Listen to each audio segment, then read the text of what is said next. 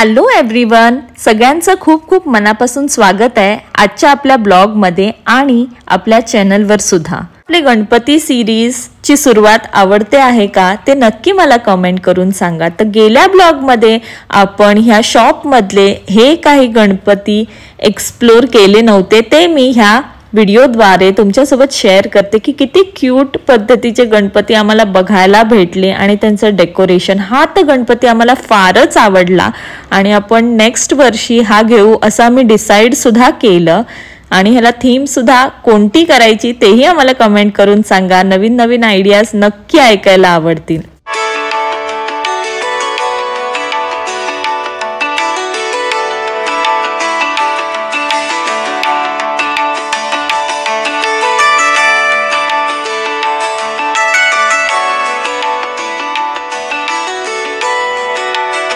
तर मागच्या ब्लॉगमध्ये हे सगळं मी डिटेलमध्ये दाखवलं आहे। ज्या कोणी लोकांनी मागचे ब्लॉग बघितले नाही आहेत त्यांच्यासाठी ह्या 2-3 व्हिडिओज मी ॲड केलेल्या आहेत आणि आजच्या ब्लॉगला आता आपण लवकरच वेळ न घालवता सुरुवात करूया। इथे बघू शकताय मनू किती मन लावून पेंटिंग करते आहे आणि तो जो वेळ होता तोही आम्हाला ब्लॉग थ्रू तुमच्यासोबत शेअर करायला भेटतोय, तेच आम्हाला खूप छान वाटतंय। या ब्लॉगमध्ये आपण पनवेलला पोचलो होतो आणि त्यानंतर आता आपण आजी आबूकडे आलेलो आहोत।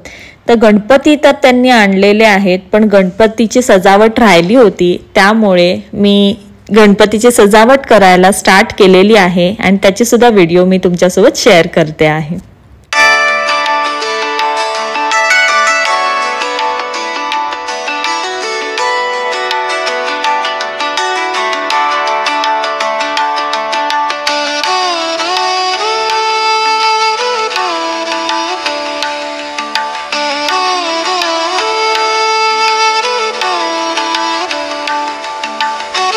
हे जे गणपती सजावटीचं काम आहे ते मी तर पहिल्यांदाच करत होते, मला अगोदर येत नव्हतं आणि ते फार डिफिकल्ट आहे असं वाटलं आणि फायनली मला ते नव्हतं जमलं आणि कुचीने ते एकदम उत्कृष्ट पद्धतीने पूर्ण केलं। मी बघत होते एवढं छान डेकोरेशन केलं ते, बट जेव्हा करायला गेलं तेव्हा कळलं ते काम खूप नाजूक हाताने करावं लागतं आणि एवढं सोपं सुद्धा नाही आहे। प्रत्येक मेजरमेंट घेऊन प्रॉपरली आणि ते स्टिक पण होत नव्हतं जे काही फ्रिल्स वगैरे लावतात, त्यामुळे hats off to all the decorator जे कोणी गणपती सीझनमध्ये असे डेकोरेशन करतात, त्या सगळ्या कारागिरांचं खूप खूप मनापासून कौतुक आहे। आणि इथे बघू शकता आमचे छोटे कारागीर काय करता आहेत, इथे त्यांनी पण सजावट करायला स्टार्ट केलेली आहे आणि आमच्याकडून एक मणी माळ आणि डायमंड्स आमच्याकडून घेऊन इथे पेपरवर चालू होतं। आता या ब्लॉगचा सगळ्यात खास भाग तो म्हणजे आम्ही टिनूताईला बघायला गेलो आणि तिच्या सेकंड बेबीला बघायला गेलो। म्हणून तर एवढं लहान बाळ फर्स्ट टाइम बघितलं होतं आणि मला पण जायची उत्सुकता होती, त्या बाळाला बघायचं होतं। एकदम आरामात भेटायला आलेली आहे बेबीला, कारण इन्फेक्शन नको, कारण बेबी आणि आई सेटल होणं जास्त इम्पॉर्टंट आहे। सो इथे बघू शकता बेबीला थोडी सर्दी झालेली आहे, त्यामुळे बेबी अजून पण काय व्यवस्थित झोपत नाही आहे आणि मॉम सुद्धा अनसेटल्डच वाटते आहे। Hello everyone, good morning, starting with a new day in the same blog. तर आज आहे पिठोरी, तर आपण काल पिठोरीची पण शॉपिंग करून आणली होती, तर हे जे पत्री असते ते घेऊन आलेली आहे। तर आज आहे पिठोरी, दाखवलंच आहे की आपण ज्या ज्या गोष्टी लागतात त्या आपण परचेस केलेल्या आहेत। तर आजच्या दिवशी आपण काय काय बनवणार आहोत पिठोरी मातेला देण्यासाठी, त्याचा नैवेद्य या ब्लॉगमध्ये मी तुम्हाला आज दाखवणार आहे। तर चला आपण जाऊया किचनमध्ये।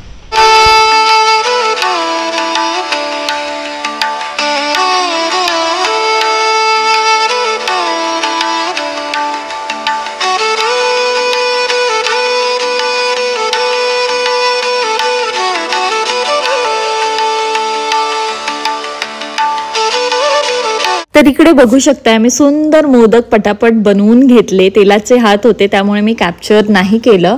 सो इथे मी गॅस लावते आहे आणि पाणी बॉईल करायला ठेवून घेते। मग जसे जसे मोदक होतील आपण त्याच्यावर स्टीम करायला ठेवून देऊयात।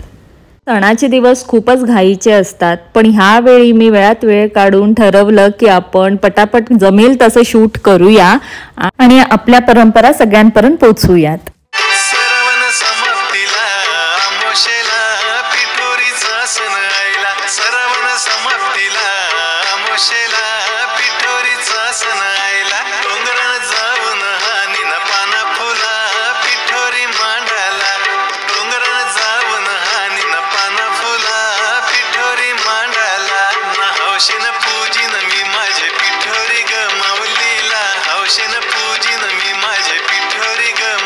सगळं आवरून झाल्यावर मी पटापट पूजेची तयारी केली आणि पिठोरी मातेसमोर सगळं मांडून घेतलं. श्रावण महिन्यातील या अमावस्येला फार महत्त्व आहे. हा दिवस पिठोरी अमावस्या म्हणून महाराष्ट्रात साजरा केला जातात. तसेच हा दिवस मातृदिन म्हणून साजरा करतात. या दिवशी संध्याकाळी पिठाच्या 64 योगिनी बनवून त्यांची पूजा करतात. नैवेद्य तांदळाचे पदार्थ, खीर, पुरी असा असतो. या दिवशी आई अतिथी कोण आहे असा प्रश्न विचारते. त्यावेळी आईच्या मागे उभी राहिलेली मुले अतिथी मी आहे असे म्हणतात. आई हे व्रत मुलांच्या आरोग्य, आयुष्य आणि वृद्धीसाठी करत असते. तेच आमच्या आगरी कोळी समाजामध्ये मोदकाचे नैवेद्य, पुरणपोळी असे इतर आमचे जे पदार्थ आहेत जे पिठापासून बनवले जातात ते सुद्धा पिठोरी मातेला अर्पण केले जातात. तर ह्या अमावस्येचं महत्त्व आमच्या समाजामध्ये पिठोरी अमावस्या म्हणून सेलिब्रेट केलं जातं आणि त्याचं फार महत्त्व आहे.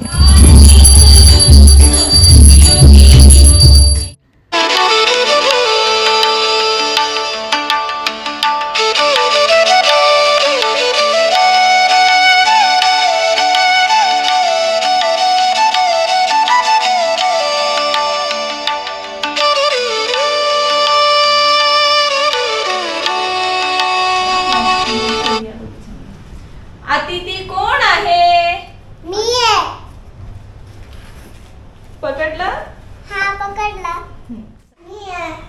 ओके पकडलं.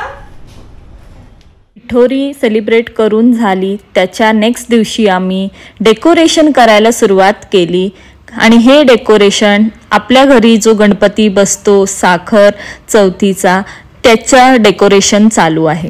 तर इथे आता मी गौरीचे जे हात आहेत ते कट करून घेते आहे. हे सुद्धा एक डेकोरेशनच आहे जी आपल्याकडे गौरी बसणार आहे त्याचं. या घाई गडबडीत डेकोरेशन करण्यामागे हे आहे कारण आजच्या दिवशी आपण गणपतीला पनवेलला जायला निघणार आहोत, पण आल्यानंतर लगेचच गौर बसते त्यामुळे त्याचं डेकोरेशन सुद्धा आम्ही इथेच करून जातो. सगळं रेडी करून ठेवतो पूजेचं साहित्य वगैरे, सो दॅट आल्यानंतर जास्त भार पडत नाही कामाचा. तुम्हाला माझ्या ऑपोजिट दिसत असेल बॅग पॅक करून रेडी आहेत.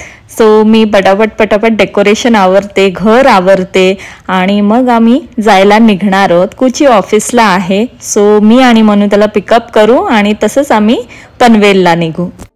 मनूचा आजचा तर स्कूलचा लास्ट डे होता गणपती हॉलिडेजच्या अगोदर, बट तिला आज मी स्कूलमध्ये पाठवलं नाही कारण ती ऑलरेडी खूप एक्साइटेड आहे पनवेलला जायचं आहे गणपतीसाठी. तर सो आता मी फास्ट डेकोरेशन आवरते आणि मला किती ब्लॉगिंग करता येईल ते माहीत नाही कारण कुची नसल्यामुळे कॅमेरा मी एकटी पकडणार आहे, बॅग्स वगैरे मीच गाडीमध्ये सेट करणार आहे. त्यामुळे मी आत्ताच तुम्हाला सांगून ठेवलं की कसं असणार आहे आमचं routine.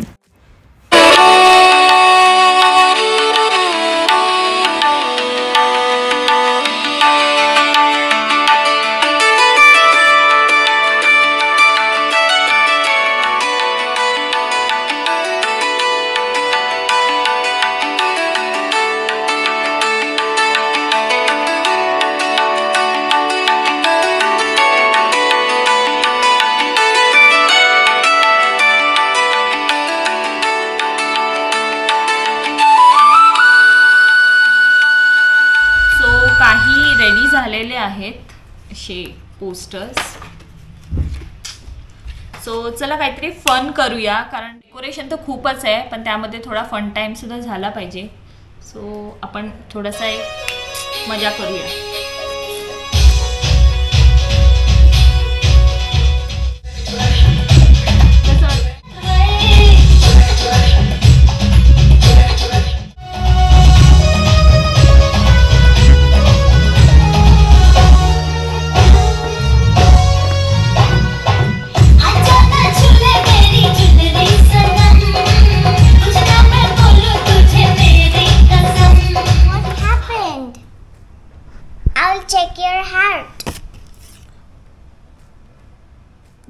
Your stomach is growing now.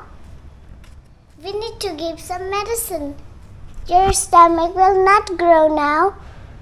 Bye. Bye. आता संध्याकाळचे 6:30 वाजलेले आहेत. आम्ही पनवेलला आलेलो आहोत आणि बघू शकता इथे आपली जोरदार तयारी चालू आहे. अजून टेबल वगैरे मांडायचं बाकी आहे, डेकोरेशन करायचं बाकी आहे. तर इथून आपली सुरुवात आहे. काही फ्रेम्स मागवल्या गेल्यात कारण पेंटिंग नंतर काही फ्रेम्स ज्या घरातल्या आहेत त्या चेंज करायचं ठरलं आणि त्या आता आलेल्या आहेत. सो त्यासुद्धा आम्ही लावून घेतो आणि कशी चालली आहे गडबड तीसुद्धा मी तुम्हाला ब्लॉग थ्रू दाखवायचा प्रयत्न करते. तर आम्ही सगळे दिसतोय पण मनू कुठे दिसत नाही असंच तुम्हाला वाटत असेल ना. तर आम्ही मनूला एंगेज करण्यासाठी ह्यावेळी काहीतरी आमच्या घरी घेऊन आलेलो आहोत. तर ते बघू शकताय आता. चला आता मी तुम्हाला दाखवते मनू काय करते आहे.